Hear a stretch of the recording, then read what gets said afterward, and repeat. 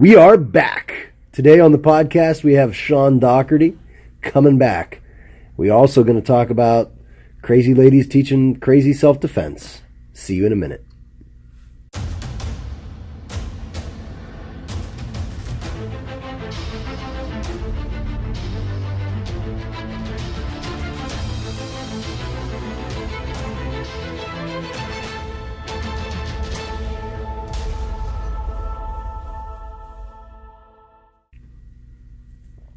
All right, guys, we're back. My name is Bill Jones, head instructor of top-level martial arts in beautiful downtown Cuyahoga Falls.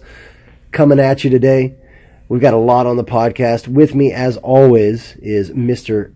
Edward Whitney, slightly above novice in all things. How you doing, Ed? I'm doing great, man. Pretty excited for today's show. Yeah, Pretty me too. excited.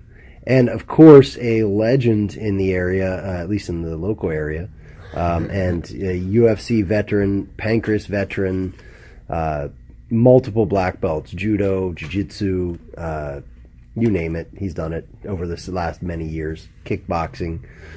Mr. Sean Daugherty, how you doing, man? Pretty good. It's good to have you back. It's good to be here again. It's fun. Yeah, it is fun. I think you forgot one of his accolades. Which one? The one I hear most about you is you're a fantastic instructor. Oh, yeah. Yeah, that seems to be the number one thing I hear about you. Yeah. Yep. Well, I appreciate that. Yep. Well, and a lot of that, let's get right into that. Like when you came in, you said that you had in your mind a quote that was on your brain. Yeah, from Billy Robinson, the last great catch wrestler that we had with us for the last few years. One of his quotes that sticks with me is, "Learn how to learn." Yeah, that's a great quote. And we were talking briefly off the air how like you would think that teaching students how to learn would go then they're going to leave you or whatever and go learn. One, right. If they do that, great, good on them. I hope they're having a great time. It doesn't bother me.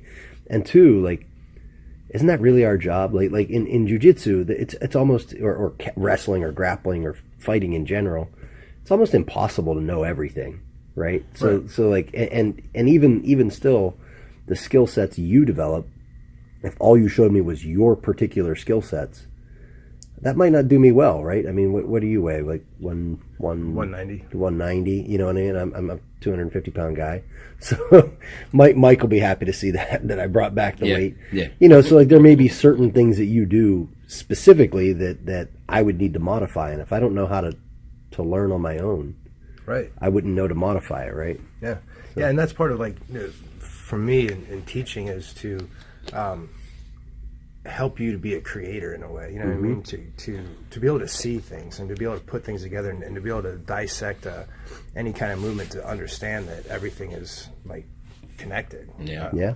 Every submission is connected to another submission. Being able to it's kind of like the fool's mock, but the wise understand. The fool mock, mimics.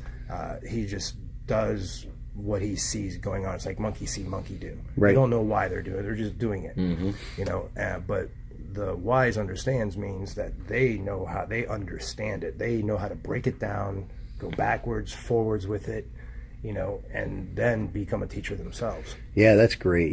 One of the things I do in my classes is, and of course it's a BJJ class, as opposed to whatever else, so it has ranks, but we have a blue belt and above class, and a lot of people are asking me, they're like, well, what are you teaching there that's different than what you would teach to a white belt or whatever? And really, for in my opinion, a blue belt knows the basics, right? But they're still just mocking.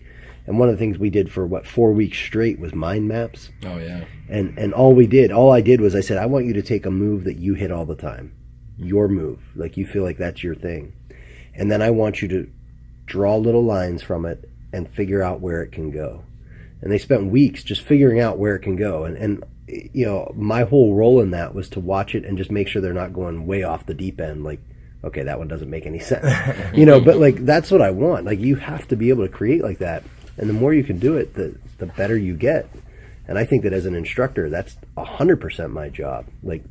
To show them the way, right? I mean, that's getting really, really deep into Taoist thought. But it's not my job necessarily just to teach you how to fight or I mean, I don't want you to have to fight ever, but any of that. Right. My job's to show you the mechanics and the moves that work, and then you do what you will. Something I live by is I have no secrets for this. Yeah. You know what I mean? I won't hold anything back from you. One of the one of the tactics that the Japanese had when they came to America was that they would wear their hakama. You know, in like Aikido or whatever, fighting arts, whatever, they'd use a hakama to cover their feet, because the footwork is the key to all of it. Like to almost all the movements and anything you do in any sport, any martial art, is your footwork and foot placement. So what you have going on is the students, they see all the stuff that's happening up top. You know, where the hands are going, what the hands are doing, this and that. And they're mimicking that. They're doing exactly that. They're getting the hands right. But why am I not getting it, sensei? Oh, sensei, you know, keep practicing, keep coming. And so this is a way to keep them coming to pay the money. Now, when I go to a place where somebody's teaching with a hakama on, I say, could you please hike that up a bit? I need to look at your feet. You know, I need to know where your footwork is going. So there's some crappy tactics out there. Well, and you know what? It's funny. I've never heard that before. It goes. Well, actually, it's funny. It goes into a couple different things. I could take it a bunch of different ways. One, think about magicians. Yeah, the bigger movement covering the smaller movement, or like having anyway. If you think about sleight of hand, that's essentially what they're doing there, right? Oh yeah, Jiu-Jitsu is a ton of sleight of hand, by the way. And I'm a bit of a comic book nerd, and it reminds me of I couldn't even tell you what issue or whatever, but it reminds me of a Batman comic where he was talking about why he wears a cape, and he's like, no one can see what I'm doing under there. like you know, grabbing Jesus a gadget. Can. Yeah. Well, barring fighting Jesus, Batman. Anyway. You want to be caught doing that when Jesus comes? So who wins in a fight? Batman versus Jesus. Does Batman have prep time? Yes. Batman. He can have all the prep time he wants. Batman. I'm going Jesus on this one. I'm riding Jesus all the way to the. Does he have a cape? But it also takes me into kind of the video that we watched and some of the things we were talking about in our response video. We were talking about the video right beforehand too, right? This lady, the knife defense. Yeah, it's this lady, and she looks like she's waiting for like human sacrifice. You got one. Yeah, she's got like one dude on each side of her holding an arm. Like the girl in King Kong. Yes, yes, exactly. Yeah, like being held in like the cross pose. Speaking of Jesus. Yeah, and. Jesus Christ pose. Soundgarden. Is that Soundgarden or was that Temple I of the don't Dog? remember, man. I don't remember. But you know, and then some dude from in front of her comes with a knife, and she shows this like move, right? Like oh, you do this, and this is how you free your arm, and then you do this to the guy with the knife, and then you know that gets you out of here, and then you go and you cut this other guy. And man, it just stuff like that just sets me off because. Like we talked about this in the video, and we'll do a video and it'll be funny. But you know, I can talk about it a little bit here too, because nothing pisses me off more about martial arts than the people who try to make it mystical and more than it is. You know, the George Dillmans of the world who want to sit there and fire chi balls at everybody, but like with those guys, I feel like people are seeing through that now.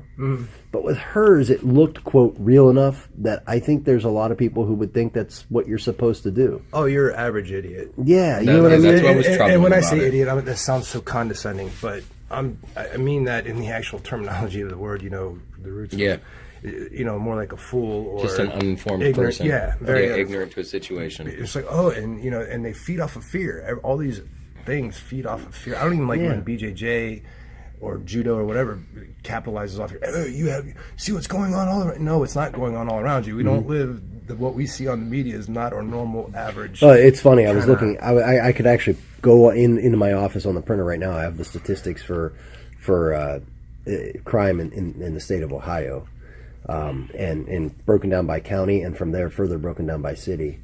And like, you know, because we're going to go do a women's self-defense seminar, and I think it's very important. I mean, I do, because it could happen. But I mean, the fact is, in the entire county that we're in, there were 24 rapes in the year of 2016.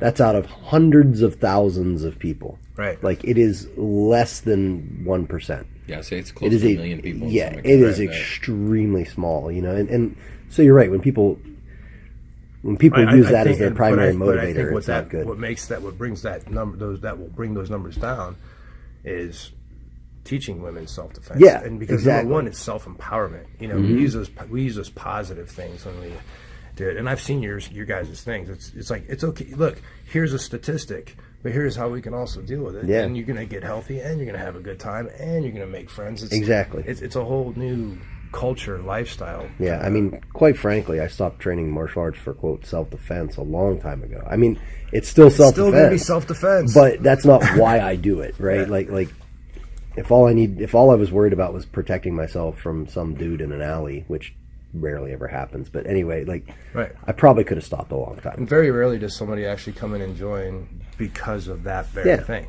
Seriously, it's really if we did a survey on how many people are in Brazilian Jiu-Jitsu and why they started, I would like to see what the percentage of the people who started because they were afraid.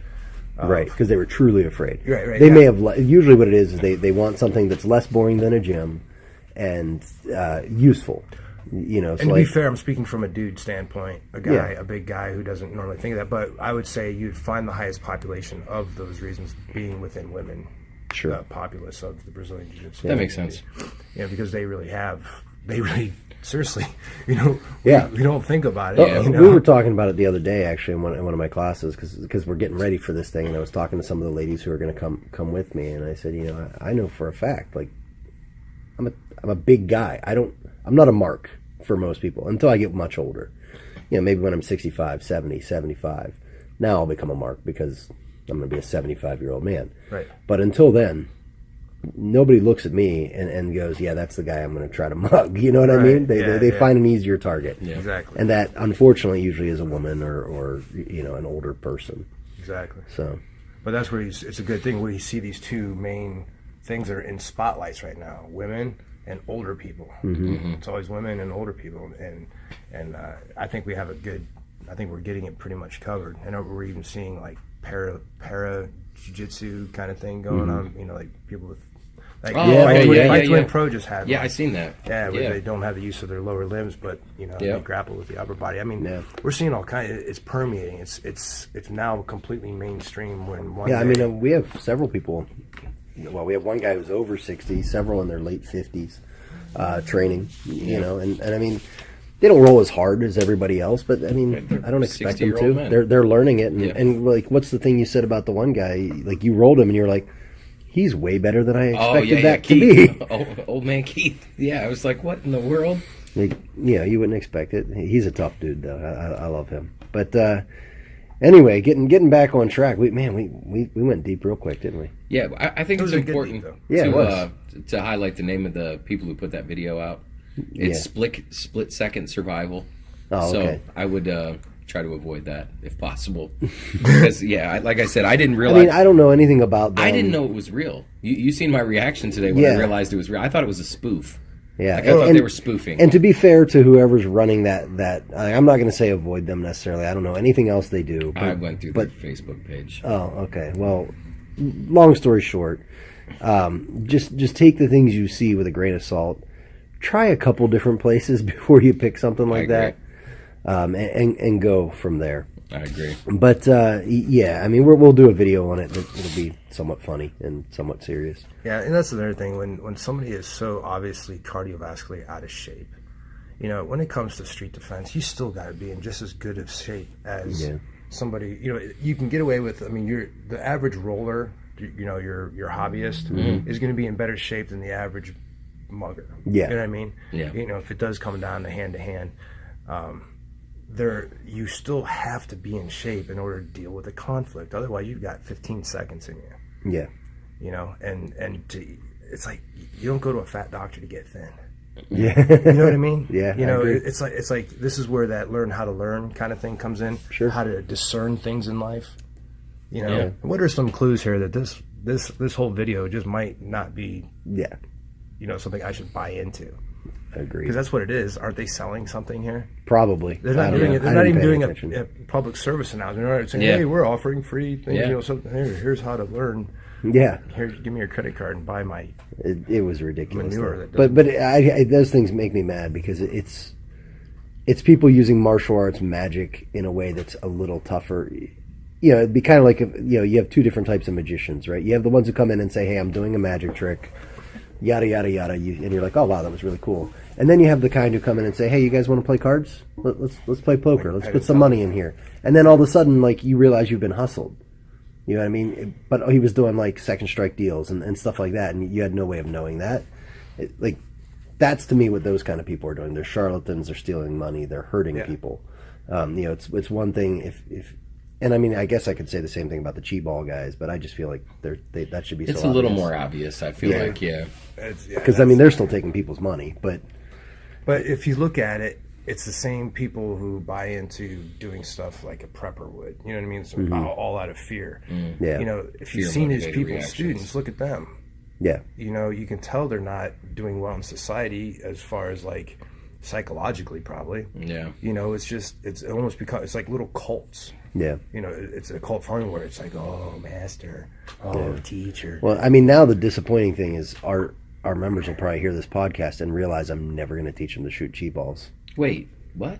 Yeah, we're probably going to go out of business. That was purple belt.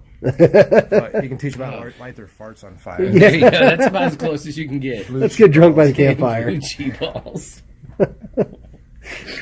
What else you got on your list, Ed? I see a whole list here. Oh, yeah, man. So the first one I want to talk about is Stipe versus DC. Stipe versus DC. Yeah, so apparently they're going to be opposing coaches on The Ultimate Fighter. Yeah, and talking about Stipe, let's just point out that Sean knows Stipe pretty well and has given him advice in the past and stuff. So, he's worked up there with them. Okay, and not fighting advice, just friendly, friendly life advice. Yeah. To be specific, it was. I remember it was before he went into the UFC. I said to him, it's not a matter of if you get in the UFC, man. It's when you're in the UFC and you're a champion. You know, stay you, brother. You know, be you. And he was like, I'll never change, Doc. I'll never change. You know, and it's cool. And I went to college for 4 years, came back, and I'm starting to hang around the gym more. And I've seen Stipe, and it was cool because he's the same exact dude. Yeah. Same exact dude. So down to earth, such a good guy, such a big heart. You know, just one of the kindest individuals. There's that little meme going around. So I'm sorry, I'm a dick. You know, but he's really not. Yeah. he's just an all around good. We've actually said this on the podcast before. I think it was Robbie Gorham was one of our guests, and he said that's what I love about Stipe so much. He just wins the world title, and they ask him, what are you going to do? And he says, I'm going to go home and finish remodeling my kitchen. And it's just like such an Ohio thing to say, you know, like it's tough to beat. He's down to earth. Yeah. But him and DC. So that means they're going to fight then, right? Yeah. So they're going to coach the Ultimate Fighter, and then at the end of the show, they'll go against each other. Which is the one prediction we didn't make. If you remember, last podcast, we were like, well, what's really the next step for him? Maybe Cain Velasquez comes back, or Stefan Struve, the guy that knocked him out. Yeah, and turns out it's going to be DC. But really, I mean, I feel like this is far more exciting. Yeah. I agree. This is the most exciting option, I think, in my opinion. And quite frankly, this is going to be the first time in a long time that I'll say I legitimately think DC could beat him if he's not careful. You know what I mean? Like everybody was talking about Ngannou, and what did I keep saying? I kept saying I don't. Everybody's saying he's the next one. He's the one who's going to beat Stipe, right? Like that's what they all say. But I think that DC is legitimately dangerous for him. We're talking about another champion who's well-rounded. Who, you know what I mean? DC is a very good. But Stipe is bigger, so that should. They help. said the same stuff about Kimbo. They said this. You know, they do that all the time. Yeah. You just hype them up. It really does come down to we're a capitalist society. Yeah. UFC is obviously known for its strict capitalism. You know they it's all about getting the ratings. Bottom line, no matter what, it's a sell. It's like we were talking about illusions. Yeah. Yeah, and they create illusions. The way they got me is most people didn't realize, but Ngannou has 4 submission victories.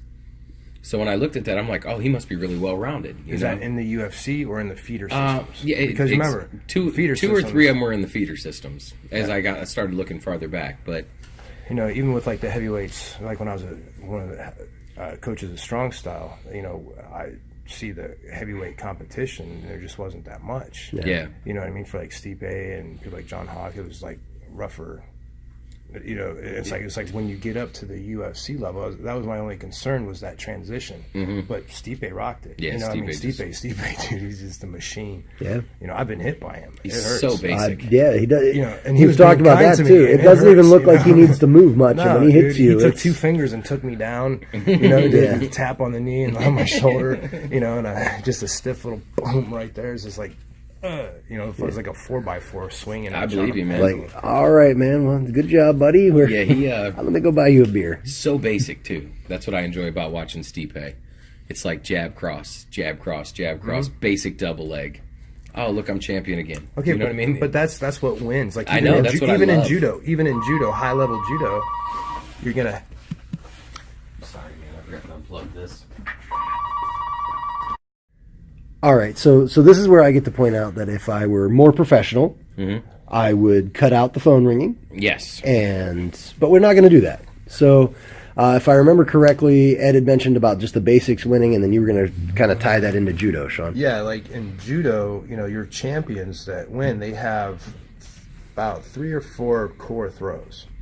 And then they have satellite throws around it, like support throws. Like, you got 2 major forward throws, 2 major rear throws, and then you got your trips and sweeps, used as your jabs.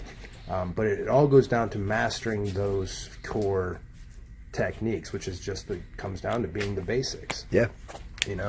Kazushi is big, off balancing people and recognizing. In competition for anything, whether it's Brazilian, it's okay, Brazilian Jiu-Jitsu, Sambo, or whatever, it's those core basics that you've mastered that and you can do innately that does it, and that's how all of strong style really does it. They have a great system of sticking to the fundamental principles. And it's up to you on your time to go out and blossom, like go focus on some groundwork or go focus on this, to build things up and give you some more options. But it's those basics that make champions. Yeah, well, and I believe that's true in just about anything. I was going to say basically any sport.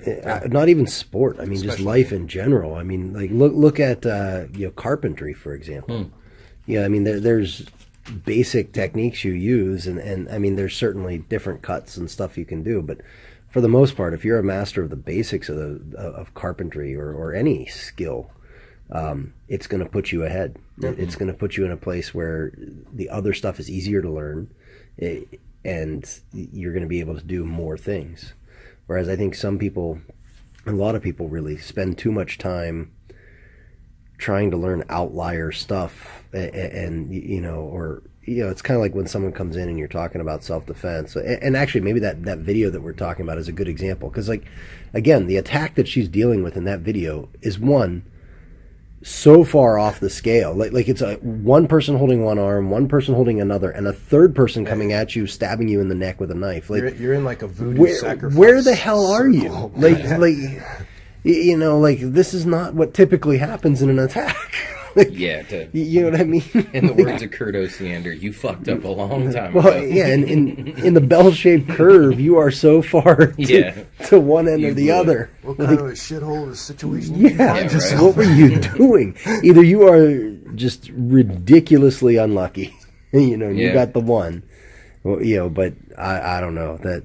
But yeah, I mean, the basics are everything, and I mean that's why any good martial arts school worth its salt is going to have like a basics class, right? A whole class dedicated to it that teaches those same things over and over and over. And, people get bored, but the people who do the best in all these things are, who the best basketball players sit there and shoot thousands of foul shots just to get good. Yeah. The best baseball players will sit there and just hit a basic fastball over and over and over and over and over again. They'll do it day and night in times when other people won't, and that's why they're better. Yeah, and even Billy Robinson. Yeah, his spirit must be around here or something. Yeah, okay. His consciousness is near. He's been on my mind all day. But another thing it was that he stressed about was within the basics of just teaching the fundamentals. When you teach the fundamentals, show the fundamentals, always have the fundamentals there. It never goes away. Now the individual can kind of dress it later, put their own twist on things and tell you how they do it differently to make it work for them. But you still got to have that core syllabus. Yeah, and it's undefiled. A good way to look at that is and competition jiu-jitsu as a whole is maybe not the right example, but I think when we take it individually, it makes sense. Is there's a lot of like very I'll just use the word flashy type moves, Imanari rolls, Barambolos, things like that, right? But the simple fact is, once you execute that flashy piece, you're left with a heel hook. You're left with, I've got to choke you from the back now. You're left with, I have to finish the armbar I spun on my head. All those to get are to. his cool entries. You know what I mean? Yeah. And if you're Never if thought you about suck it at the that way. basics, Yeah. you're great that you were able to spin around and get there, but now dude's going to get out and you're still left with what you had before. Now in tournaments you can score points on some of those things and it's a little different. But in the end, if you want to get your submission, which is, let's be honest, all of us want to submit the guy. I don't know anybody. I don't care if they're the world champion or whatever. I've never had them go in and go, you know what I hope I do? Win by an advantage. Like, no one wants that. They want to submit the dude, so. Forbid me from ever starting a tournament thing because it would be submission only. There'd just be the tournament wouldn't get anywhere because nobody. That's too long. That's or gaining a there'd lot just of be nothing popularity. It would be nothing but draws. Yeah. That's gaining tons of popularity. Tons of draws. Because it's like people are out of. It's like Be this like a soccer tournament? Yeah. Competition tends to get us so far from actual finishing fight. I mean, we're there. I want to put on a show, man. I want to try to do the best I possibly can. And Eddie Bravo's doing a really good job of that, and he's actually added the. Now, have they had a lot of other combat jiu-jitsu? They just had the one events? event. But I mean, they did one that was kind of an experiment where they were doing combat. You were allowed to actually the open slapping, hand strike. Yeah. And some of those just became, like, I think everybody was expecting slaps. But some of them, it was basically you can hit with an open hand. It became just like straight palm heel strikes to the face. Back in the day, was that like how a Gracie Jiu-Jitsu classes ran? Yes, like back in Torrance, California. The way Pedro Sauer, who I'm under, he always explained it. About him. Yeah, he's amazing. He's amazing. Not just his jiu-jitsu, just how he is as a human. No, that's what I'm talking about. Yeah, that's what impressed me about him, man. I've had other I'll people tell you a who little story about that in a second. He said that like especially if it was no-gi, it was just assumed you were allowed to slap each other, like because that's what you're mimicking, right? Is a fight, like right. So that's part of opening. And this whole month at my academy, all we're doing is jits. I call it jits with hits, right? So like because it changes things. Oh, yeah. It's a lot easier. Like the typical thing is the like only way I knew jiu-jitsu. I'll get to mount, right, and then you get these guys who want to tuck their arms like real tight to their body, and I get it. Like it's going to be tough to free your arm, but I tell you what, the first time I punch you in the face, your arms are going to come up, or you're going to do a good escape, right? You know that. You ignore the strikes. I started hitting. I started hitting you, and a lot of people, this holding your hands together and keeping your arms real tight goes away. Oh yeah. You either your instincts, if you're good at jiu-jitsu, kick in and you try some escapes, or your instincts, if you're not good at jiu-jitsu, kick in and you start covering up your head and then getting in trouble. Yeah, it's a weird transition because my way I always did jiu-jitsu back in the 90s, late 90s and early 2000s, everything was shutting down an arm. If I'm in guard, if I have someone in guard, I'm shutting down an arm. We call it guard monster. That's what we call down, it like the kids' I'm class. trying to get my submission. I was not hitting me. I was just teaching it from side control this week, and it starts off with, okay, we messed up. We're in this really tight side control. What do we do? And it's like, well, we gotta limit his ability to hurt us.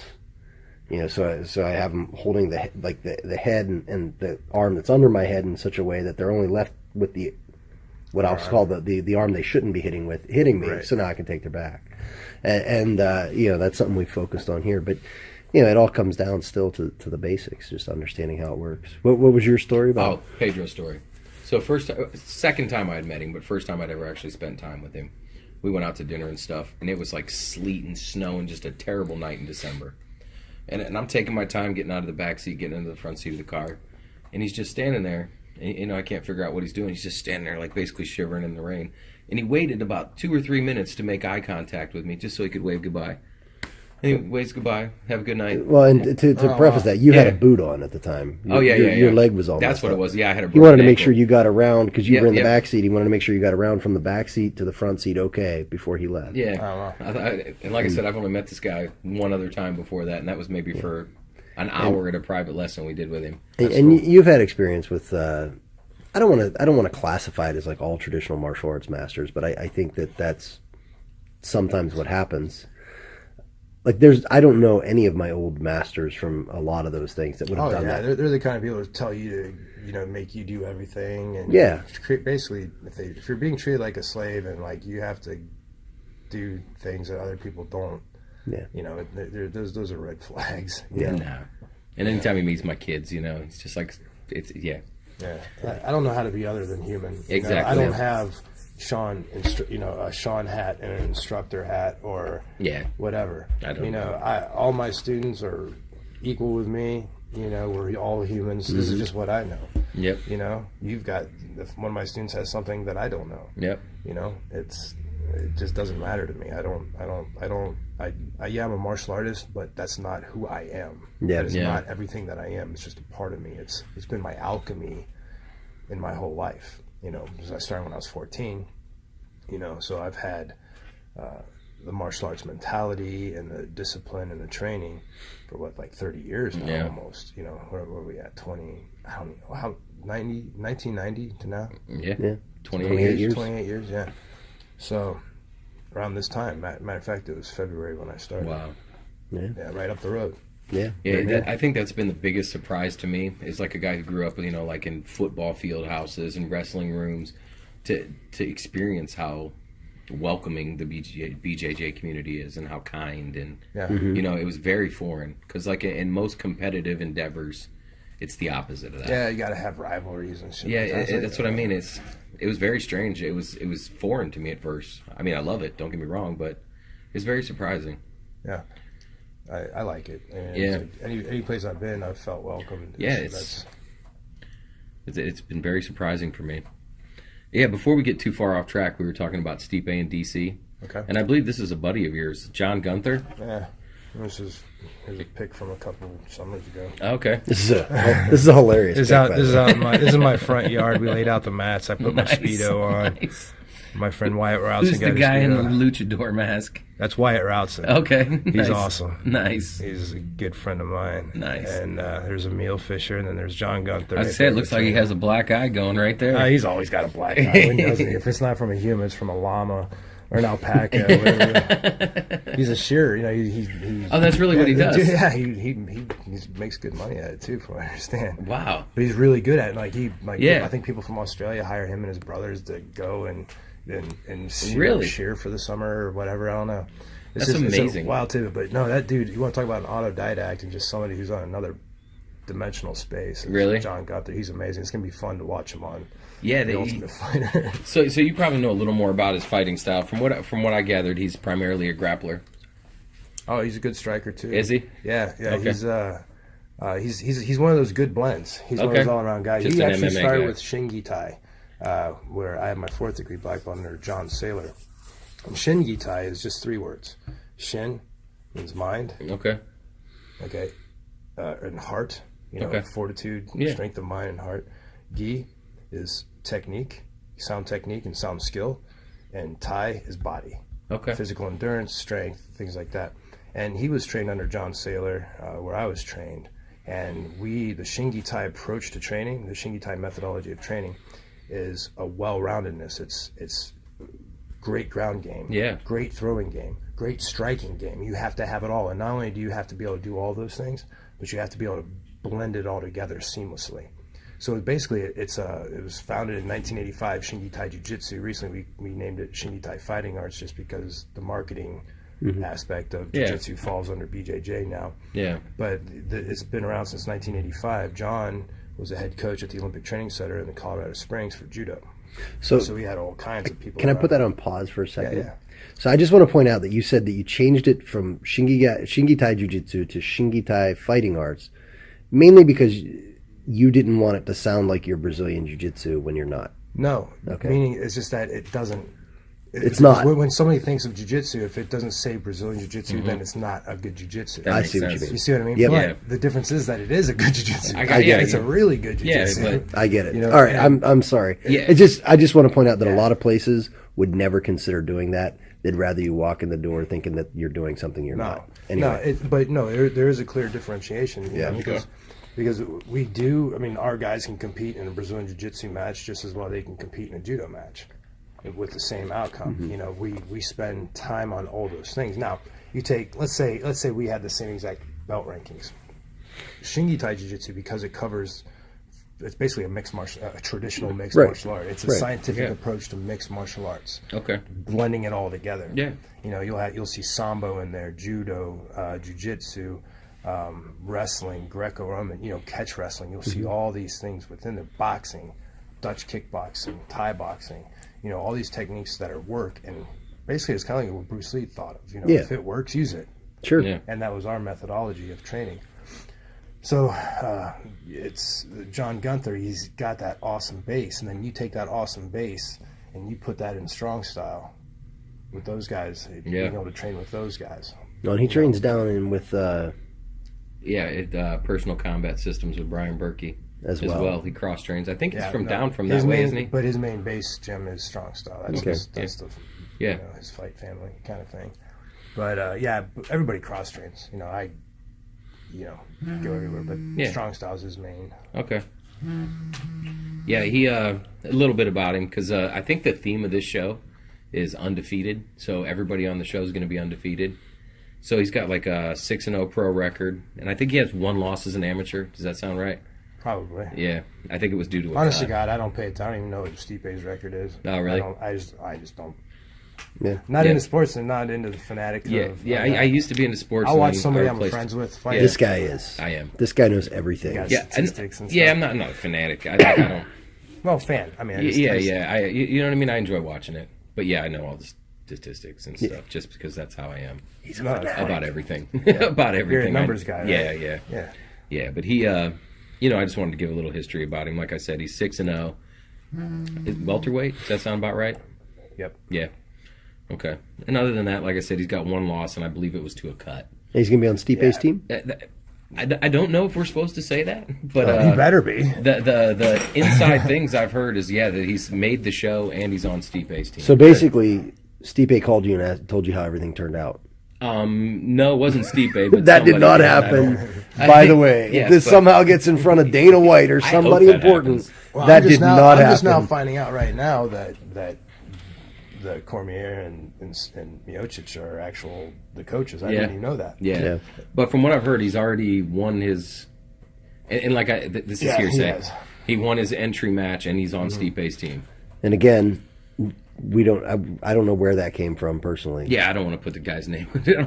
I want to keep my source so I can keep getting the inside scoop. No, I think hasn't it been announced though? Yeah, it's been announced that they're fighting, but I've seen official announcements of them John being Gunther. I just don't want like. Oh, is it? I Okay, think it cool. is out. That's all we need. I had to keep my mouth shut because I'm personal friend. I mean, Yeah. like we grapple on the regular, especially down in Mansfield at Cody Stevens' place.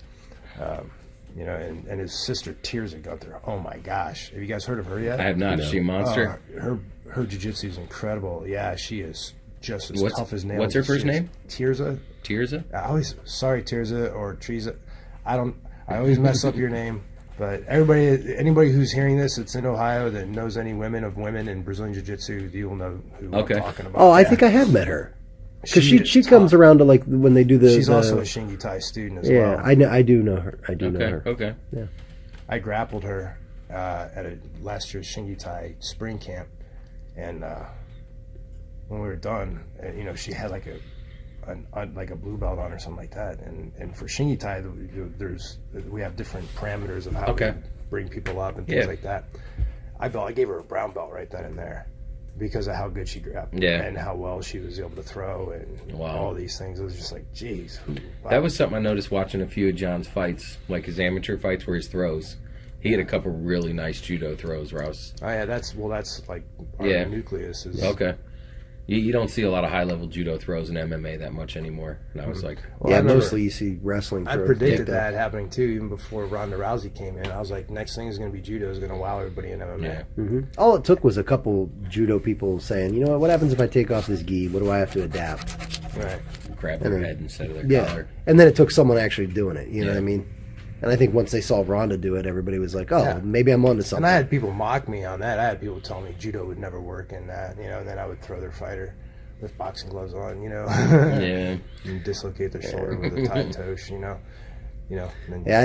that's insane to me to think that judo wouldn't work. I mean, right? Yeah, I mean, it was just. Well, that's the thing. We're intelligent human beings. We're able to see ahead. And then like for BJJ, I knew years ago, I was like, leg locks are going to be the next big thing because somebody's going to finally start doing it no matter what. Yeah. And it's just going to have to be accepted Well, and as part of it's been the much family. more systematized, and that's what actually for people who don't know that are maybe listening to this, if you're in the area, Sean's actually going to be teaching a seminar at my academy, Top Level Martial Arts, and that's one of the topics you're going to go over is leg locks, probably It'll be the pretty in nucleus, depth. yeah. Even the throws will be throws that take you right to leg lock. And you know the funny thing is, and you'll probably love this.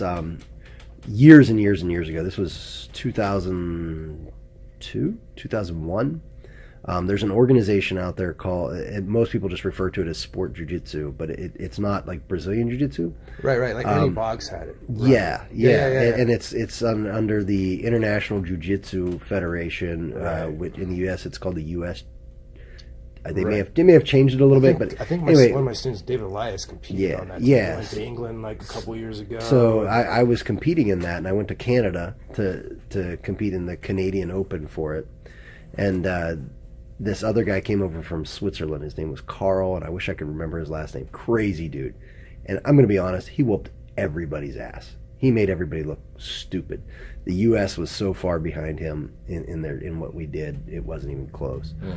But one of his signature moves that he kept doing to people, like he'd kick him in the head and punch him a couple times, and then he'd do a scissor takedown straight into an ankle lock.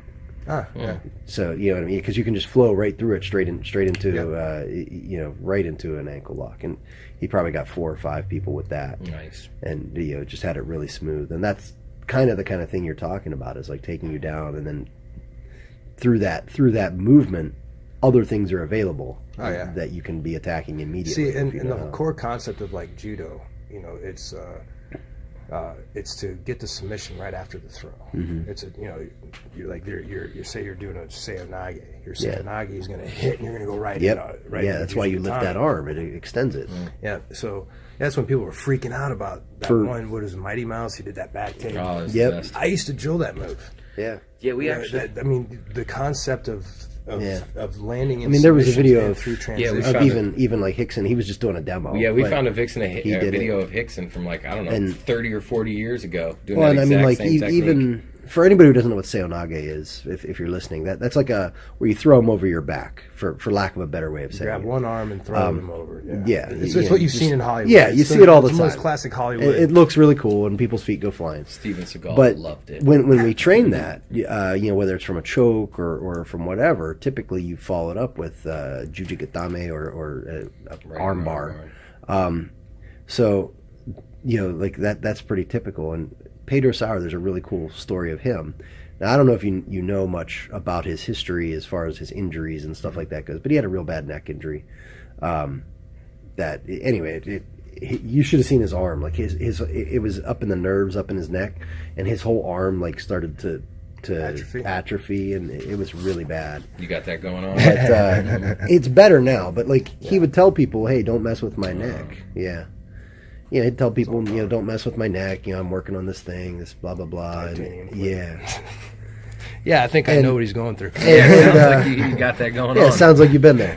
Got the so they're down in Brazil, and I've heard this from multiple sources, and he made this correction to some guy that because they do this big camp in Brazil every year, and he makes this correction on some guy, and it pissed him off for some reason, and so Pedro made this correction and walked away, and I don't know how he said it. Maybe the guy thought he was being disrespectful or whatever. But the guy gets up and grabs him from behind, in a rear naked chokehold. So Pedro does your most classic seonage armbar, broke the guy's arm just like that. Didn't even go down. Didn't And I'm not talking about an armbar where you lay down. Yeah, I mean that can be done, but you got boom. one knee on the head. Yeah, you just bring it, crank it right. Broke the guy's arm, kept walking. Quick kill. And you know what I mean, you can do that kind of stuff with heel hooks too. You don't even have to lock up. Yeah. Heel hooks, and there are heel hooks for self-defense. Yep. There's street ways of doing things, and it's a quick you just rip that shit, and you're not even dropping back to your back.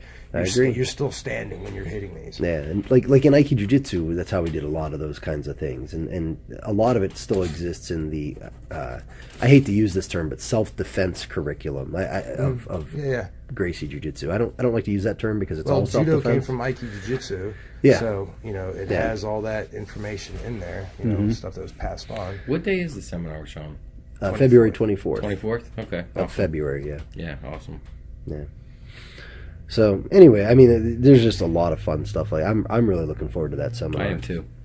Yeah, it's funny. You and I were having a conversation. I'm like, if I ever choke somebody out, I'd probably, before they woke up, destroy their arm. And Bill's like, no, heel hook them so that way they can't chase you. And I was like, yeah, that makes sense. You're just hobbling them. Yeah, choke them out, rip their ankle off, and then run away. After you. Run. Heel hook, and I'm a pretty quick tapper for the most part. Like I feel like most of my jiu-jitsu is about not getting into that. Yeah. Like if my arm's completely extended and everything, there's techniques to get you out of there, but like if the guy was good enough to get me there, he's probably good enough. Like me getting out, I feel like it's him just giving me a gift. Like if so like me, jiu-jitsu is about let's not get to that position. Yeah, there's moves for it, great. We can learn those. We can work on them. But I'd rather tap and then say, okay, now my arm's safe. All right, put me there and let me work my escape, and then so like especially with like leg locks and stuff, I'm a very fast tapper, mainly because got my even the most well-intentioned person, the sensitivity in your legs is not the same as it is in your upper extremities. Eye-hand versus eye-foot coordination. Yeah, and looking at. And I feel like you should tap quick, and a lot of guys don't. And it's according to your exposure levels. Yeah, I agree. Is all it is. Yeah. It's how much can you withstand. And the exposure level of the person applying it. Yeah. It's so like let's say for example when I first started, like in 1994 when I was at the Lions Den, Ken Shamrock recruited me from the UFC, and he invited me to live with him to go train in pancreas. Mm-hmm. So the first submission I ever learned was a heel hook. Okay, and Ken put me in these heel hooks and ripped my ankles. Like it was accidental, sort of. Yeah. He goes, why didn't you tap? Well, I didn't feel anything. Well, you don't feel anything until it's too late. You got to know to tap. Well, now I know. But both ankles are now ripped, and now I'm running 2 miles on 2 ripped ankles.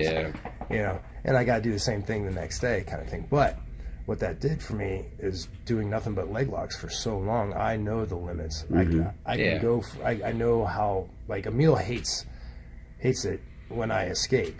Yeah, Emil, he was on the podcast in the past too. It's Emil Fisher. He's a sponsored athlete. But he's somebody I places. probably spent most of my hours with passing on leg lock knowledge to. Yeah. You know what I mean? Mm-hmm. And I can escape from him. There's a couple times like he has these couple positions that are just almost damn near unescapable, and I have to be on target. But as soon as I start getting tired and I can't think 2 steps ahead, because that's how you escape leg locks, is being ahead of the game, knowing how far your leg can go. Does he have my hips pinned? Does he have everything tight? And me being a teacher of leg locks, I will not tap, not out of pride, but because I have a very longer threshold of where before I do have to tap. Yeah, I was going to say the range of motion has probably been enhanced just from doing it repetitively. Right, and I also know how to release my hip. I know how to release my knee. I know how to do incremental movements. So it's easier for me to escape. Even, I see people go, oh, this is dead, like nobody ever escapes this. They put me in it. I go, you got it set, got it hard, go ahead, rip it. Yeah. And then I'm not You know who else I saw do that was Tom DeBlas. Yeah. He's the same deal because he's trained so many leg locks. But Joe had him in I'll put this in quotations, had him in a heel hook. And he basically, he just kind of adjusted a little bit, sat there and looked at him. I was like, and then eventually he was like, do you want to know what you need to fix here? Because what you're doing clearly isn't working for you. And it's the same thing. You're exposed to it and you do it a lot. I'm really looking forward to it. That's why when people say it's more dangerous. It's just like, well, no, it's the same exact concept as a gun. If you're going to have kids in the house, you don't keep the gun from the kids. You teach them about it. You show them the respect for the gun. You show them what it can do. You take them out to the range. They know how to take it apart. And the stigma's gone. Yeah. And guess what? You don't have any kids shooting other kids. Yeah. Yeah. I mean, we teach leg locks just like anything else, white belt and above. I teach it to them at that level so they know that they at least exist. And then at blue belt and above, gi, no gi, I don't care. You're allowed to do them. It's immersion. Yes. It's incremental immersion therapy. That's just. And we have a couple guys who've gone deeper than other guys, and I wouldn't say anybody here is a specialist in them, but if you know what you're doing with a leg lock, you're not going to hurt people. Like, I agree. I got guys where I take them to the point they're not they don't think they need to tap, but I know damn well if I go one more inch, one more click on that ratchet, it's popping. It's gone, and I'm like, I got you. So I don't even have to worry about saying I got you. I don't give a crap. I just let it go, and I'll advance to the next tactic. But there's nothing to. Don't fear the leg locks. Don't fear them. They're just fear 'em. misunderstood. Yeah, I agree. Yeah, like I say that all the time. Like Yeah. these are things that I'm glad that I'm not the only one who feels that way. Like No, it makes me people happy. are It warms afraid my of heart them, to hear that and- you say you're teaching your and I mean, again, it's not the full. I'm not really good at them, but I mean, I know It don't them. matter. I can recognize them. I can see them. For me, I know it's enough to better say, have well, familiarity I'm than screwed. nothing at all. Yeah, like my biggest fear, like I said, has always been from like a self-defense aspect. But after our conversation, like I said, I started digging deeper, and I've starting to move to the dark side, I think. The dark side. Well, the biggest thing with I've been hitting people with wrist locks. the biggest fear of leg locks, you know? I think, comes from how it affects you when you don't tap. Like, Yeah. let's say you're applying a wrist lock, right? And I don't tap, and it pops a little or whatever. Mm-hmm. Okay, I put a wrist brace on. I go back to work tomorrow, and I'm fine, right? Yeah, With a leg lock, let's say you same You're thing not with the getting ankle. collar grip for months. yeah, that's Right, fair. from a fighting perspective, but for the average person, Yeah, for your everyday life, your hobby. and that's what happens with a wrist lock. With a heel hook, or let's use a toe hold, something that attacks the ankle. Anything. Like now I'm in Even a knee boot. bar. We can even say knee Yeah. bar. Yeah, Yeah, It's a straight yep. yeah. procedure. And potentially I'm not walking for 9 months. And I think the way that affects your life is different, and so I think that's why people fear them more. That's pretty logical. But again, that leads you to do silly things like avoid them altogether. Right. Yeah. And again, if you roll however you want to roll, like Yeah. do whatever rule set you want. But that's why, like in general, I tell people blue belt and above, every submission is legal. You want to do a neck crank? Do a neck crank. The only thing I ask is have respect for the fact that is not your body you're holding in your arms. Yeah. If they're not tapping, let go. And do You know? incremental pressure Yeah. instead of just 0 to 100. Yeah. Now, for me, you can do that with me. Like with Emil, like when he grapples with other people doing leg locks, he's super gentle and things like that. When he goes against me, he knows he has to go fast, but he also knows That you'll tap if you I need knew to. 2 seconds ago I'm going to need a tap in a couple seconds because one, I don't have the energy to get out, or he locked my hip down and trapped my foot just right, and I'm not spinning out. It's like but when he goes, it's a. Yeah. But when I do it to him, it's a. I have this speed and then this slow down Yep.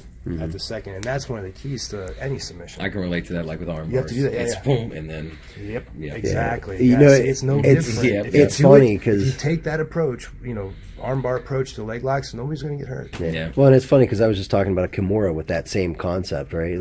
just snap it out and Because then when I finish. get a Kimura, a lot of people will try to grab their shirt or whatever, and you pop it off. You can pop that forward anteriorly as hard and as fast as you want. The arm naturally moves there, and then I'll take it. Well, I'll take it very quickly to like where your back pocket would be, and that freaks people out. But I mean, I don't know any human who can't do this. Yeah. They're fine. It's straight. But they'll tap in that process Yeah. because they'll be like, "Holy crap!" And they'll be like, "Why are you putting it on?" So I'm like, "This is where I was going. Phil, you can do it yourself." After that, it was going to go slow, Yeah. But like, so people freak out and stuff like that too. But then I think a lot of injuries and leg locks happen as a result of the person they're being applied to just doing stupid shit. Yeah. Like, What are they saying that the ligaments don't have the pain No, sensors? they So don't. It's just too late. yeah, and they'll try to like spin out of it or something. And like a heel hook applied improperly, you can roll out of that. Applied properly, your hips are in that. The minute they try to roll it, done. Yep. Our friend David Porter, who he does a ton of leg locks and has several leg lock wins in tournaments, trained with like Riley Bodycomb and those guys. It's happened to him several times in tournaments that he'll get a leg lock on someone and boom, they try to do something crazy and they're done. Yeah. And every time he's like, what were they doing? I don't Right. know why And they. I'll watch things like where I see all these people win by leg locks and everybody's geeking all over these techniques. So I'm against doing everything below the hip. There's always got to be some kind of post over the hip, like coming across here somewhere where you got some people just staying down here on the thigh. Okay. I'm like, that is escapable. I'm like, I look at all these videos of people winning. I'm like, dude, that guy could have escaped. He had more time. This guy could escape. So it wasn't the technique that was beating them. It was their lack of understanding of the game that was beating them. That makes sense. Yeah. So back to if you're not going to do it, at least understand when you're being put in one, your escape routes. Yeah. And that's why I like to do these seminars, like, because I know for a fact some people will attend these seminars and probably never use it. You know how it is, and but at least they'll know.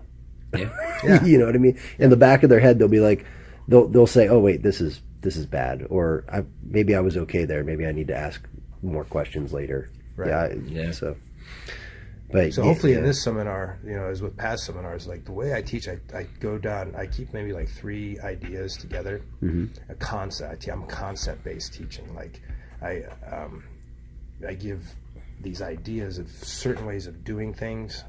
Not necessarily, I'm not teaching a new technique. I'm showing you a skill, a different kind of way to do it. And so you do walk away from it. And this is something that makes me a little bit different. This is part of my brand of brand Sean, how I teach, is that I make sure you've got something functional out the door. Yeah. Like what I teach you that day, it's going to go with you. Yeah. Even if you don't train it every single day or anything like that, but if you revisit it and I throw my video up, or I usually send out videos to the people who did, and videotaping will be allowed. Okay. That's upon your discretion as a business owner. It doesn't bother me. I don't give a shit. Okay, cool. I just want people to get the most out of their seminar. Yeah, I would like them to be able to have a keepsake that they can study in the future. Where they can go back and hear exactly what I said and what I was showing, so they can make the connection. Now, somebody who watches something I do on video, sitting at home, they're not going to pick up all the nuances. Yeah. It is my instruction and the way I show you. But once you got it, you got it. Yeah. And I try to break it down into the most easily chewable. That's great. Way that's the only way I can consume it. So well, I mean, when David came and did one, I mean, all he really went over, he went over a couple different concepts.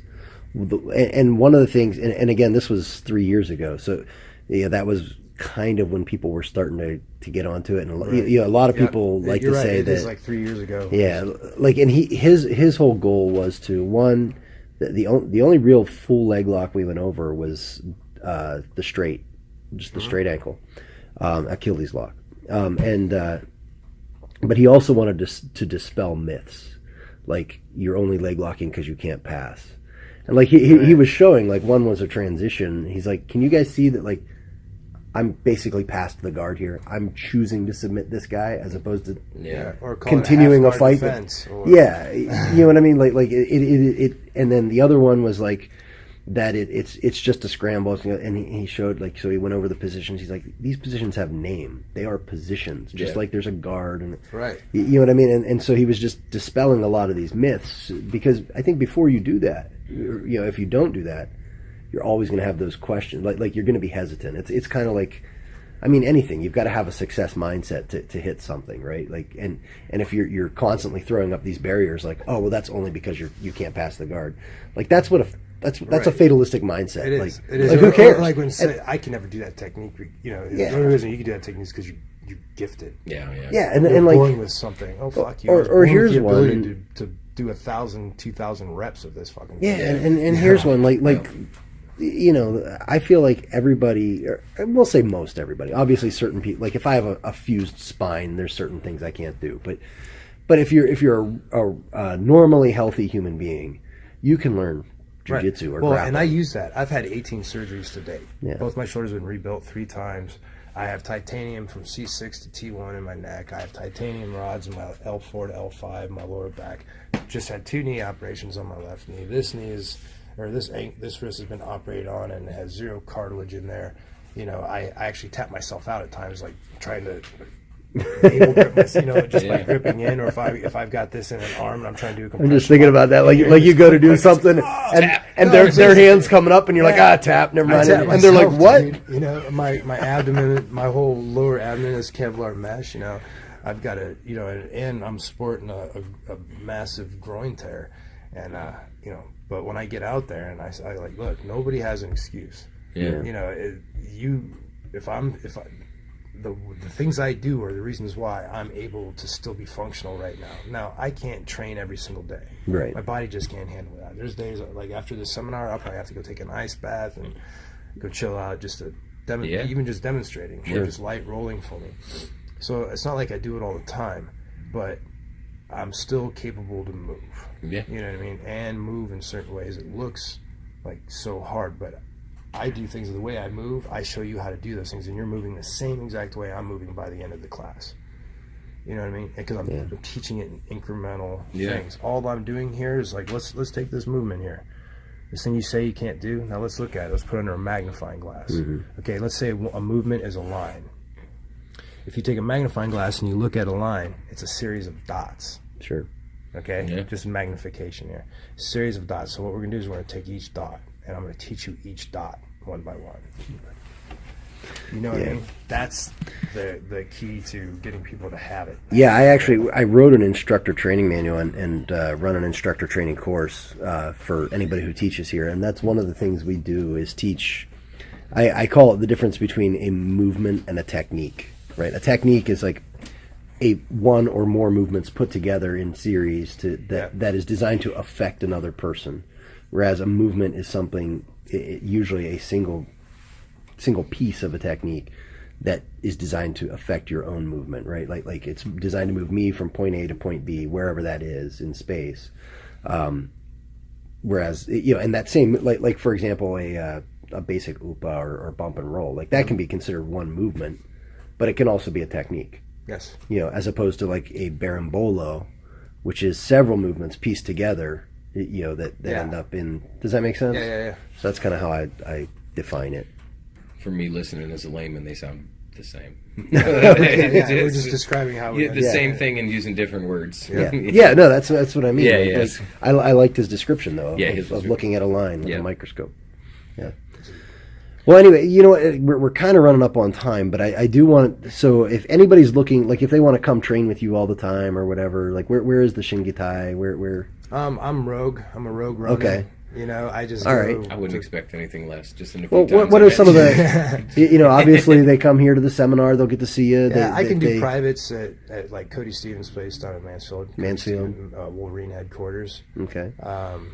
Where's the Shingitai? You mentioned it a couple times. Perrysville is like our headquarters dojo, but it's more of a house now. We're kind of shut down now. It's for me. It's I teach people privately. All right. That's it. So. Well, if they want to get a hold of you, just Facebook? Facebook, yeah. Facebook, Instagram. Sweet. Well, that's awesome. I really, again, I love having you out here. I think it's great. I like talking to you guys. This is like, it's refreshing to have good conversations, I enjoy it, man. Well, thanks. I take that as a compliment. I do too. I'm going to call my wife.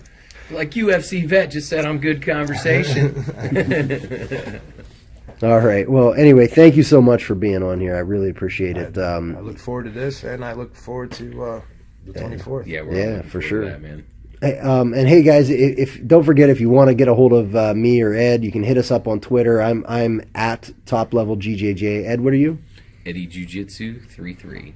It's at Eddie Jiu-Jitsu 33. Sorry. Come on, Ed. At Eddie Get Jiu-Jitsu. with the lingo. The kids aren't going to be able to find you. They're not looking for me. He's like, good. Good, yeah. All right, guys. Thanks for listening. I'm Bill Jones, here with Ed Whitney and Sean Daugherty, and we are out. You even do your thumbs up.